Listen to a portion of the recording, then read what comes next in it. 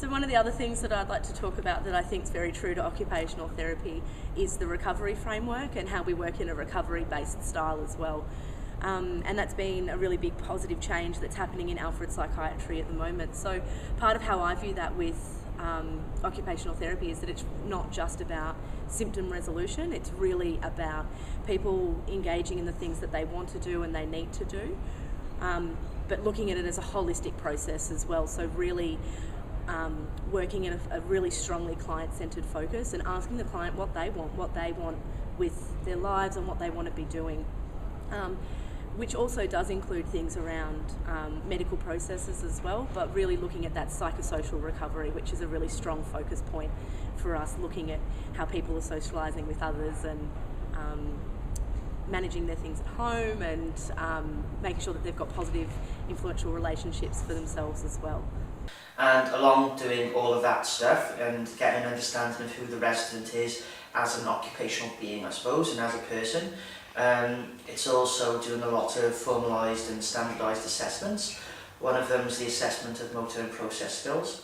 There's a volitional questionnaire which is looking at motivation, because a lot of people don't engage with things, and it's not generally down to not having an interest, it's down to a lot of anxieties about failure and fear and have I got the ability to do these things.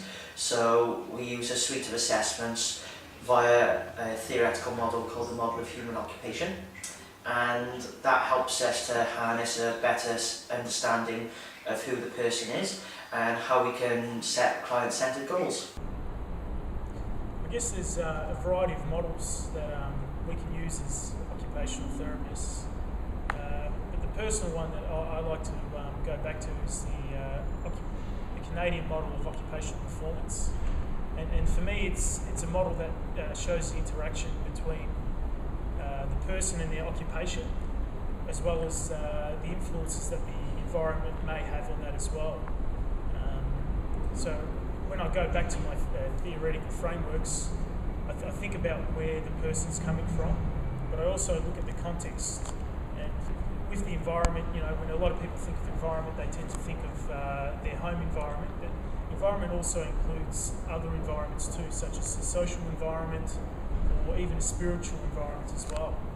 And so when I think of frameworks, I think of how that environment is actually going to influence on how well the person does when they're out in the community.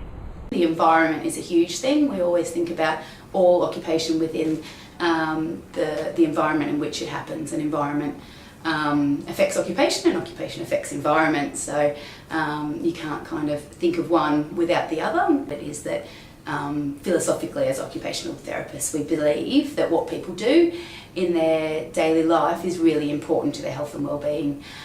So we want to make sure that people can do, as I said, what they want and need to do in daily life, and we might look at what might be preventing people from doing what would be really healthy and helpful for them.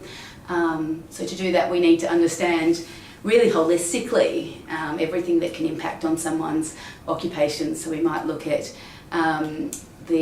called mind-brain-body performance subsystem in Model of Human Occupation languages. So that's everything, physically, emotionally, cognitively, all those things obviously affect our ability to engage in occupation. The environment is a huge thing. We always think about all occupation within the environment in which it happens. An environment affects occupation and occupation affects environment, so you can't kind of think of one without the other. And I guess some of the other important things that we need to understand about people is their, as I said before, the experience of occupation affects people's self-efficacy, so how they feel about themselves when they engage in occupation, and that then of course affects how people their willingness to engage in occupation and try new things. So we will often work with people trying to grade things and help people to get positive experiences of occupation, but also people often need to learn themselves things that they might find, sometimes people need to make their own mistakes, and that's how we learn, so that's also an important element as well.